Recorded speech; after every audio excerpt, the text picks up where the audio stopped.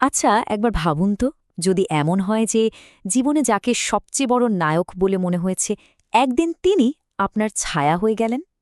আজ আমরা সেমাস হিনির বিখ্যাত কবিতা ফলোয়ার নিয়ে ঠিক এমনই এক গভীর গল্পে ডুব দেব। ১৯৬৬ সালে তার ডেথ অফ আ ন্যাচারালিস্ট বইয়ের এই কবিতাটা বাবা আর ছেলের সম্পর্কের এমন এক ছবি আঁকে, যা দেখলে বোঝা যায় সময় কিভাবে আমাদের জীবনে চীনা ভূমিকাগুলো একদম ওলটপালট করে দিতে পারে। কবিতার ভেতরে ঢোকার আগে চলুন না একটা ছোট্ট স্মৃতিচারণ করা যাক। সবার জীবনেই তো ছোটবেলায় একজন নায়ক থাকে, তাই না? কার মতো হওয়ার স্বপ্ন দেখা হতো? সেই মুখটা বা সেই অনুভূতিটা যদি একটু মনে করা যায়, তাহলে হিনির এই জগতের সাথে জুড়তে খুব সুবিধা হবে। সেমাস হিনির জন্য এই নায়ক কিন্তু কোনো সিনেমার সুপারহিরো বা গল্পের রাজা বাদশা ছিলেন না। না, একদমই না। তার নায়ক ছিলেন তার নিজের বাবা, আয়ারল্যান্ডের এক গ্রামের সাধারণ একজন কৃষক। কিন্তু ছোট্ট হিনির চোখে এই মাটির মানুষটাই ছিলেন যেন শক্তি আর দক্ষতার এক জীবন্ত কিংবদন্তি।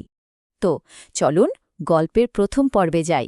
এখানে আমরা এমন একজন বাবার সঙ্গে পরিচিত হব, যিনি শুধু একজন কৃষক নন, তিনি যেন লাঙলের এক জাদুকর। ভাবা যায় কি অসাধারণ একটা ছবি দিয়ে কবিতাটা শুরু হচ্ছে। হিনি তার বাবার চওড়া কাঁধকে তুলনা করছেন বাতাসে জোরে ফুলে ওঠা জাহাজের পালের সাথে। এই উপমাটা শুধু বাবার গায়ের জোরের কথাই বলে না, বরং এটা বোঝায় যে তার কাজের ওপর কি প্রচণ্ড নিয়ন্ত্রণ ছিল, যেন তিনি একজন দক্ষ ক্যাপ্টেন যিনি মাটির সমুদ্রে তার জাহাজ চালাচ্ছেন। এরপর হিনি যা বলেন তা এক কথায় অসাধারণ, মাত্র দুটো শব্দ: একজন বিশেষজ্ঞ। ব্যাস, এই একটা ঘোষণাতেই তিনি তার বাবার দক্ষতাকে প্রায় কিংবদন্তির পর্যায়ে নিয়ে গেছেন। এই সহজ কিন্তু ফিল্মে স্বীকৃতিটা বুঝিয়ে দেয় ছোট্ট কোডির মনে বাবার জন্য শ্রদ্ধাটা ঠিক কতটা গভীর ছিল। তার কাছে বাবা ছিলেন প্রশ্নাতীতভাবে সেরা। কবিতাটা পড়লে মনে হয় যেন আমরা চোখের সামনে পুরো ব্যাপারটা দেখতে পাচ্ছি। কিভাবে লাঙলটা চালানো হচ্ছে, ফলাটা সেট করা হচ্ছে, মাটির ঢেলা না ভেঙে উল্টে দেওয়া হচ্ছে। প্রত্যেকটা কাজ যেন একটা মাপা ছন্দে চলছে।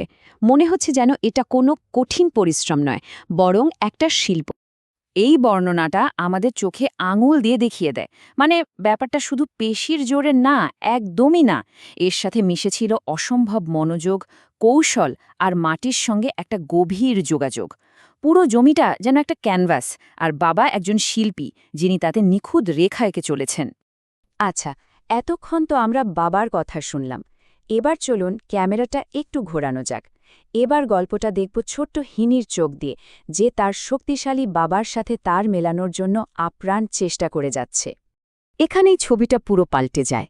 একদিকে একজন মাস্টার, যার প্রত্যেকটা পদক্ষেপ মাপা, আর অন্যদিকে একটা ছোট্ট আনাড়ি ছেলে, যে মুগ্ধ চোখে তার নায়কের পিছু নিতে গিয়ে বারবার হোঁচট খাচ্ছে। এই লাইনগুলো ছেলেটার সংগ্রামকে দারুণভাবে ফুটিয়ে তোলে। দেখুন, ও কিন্তু শুধু জুতোর দাগে পা দিয়ে হোঁচট খাচ্ছে না। আসলে ও বাবার দেখানো পথে, বাবার মতো হওয়ার চেষ্টাতেও বারবার হোঁচট খাচ্ছে।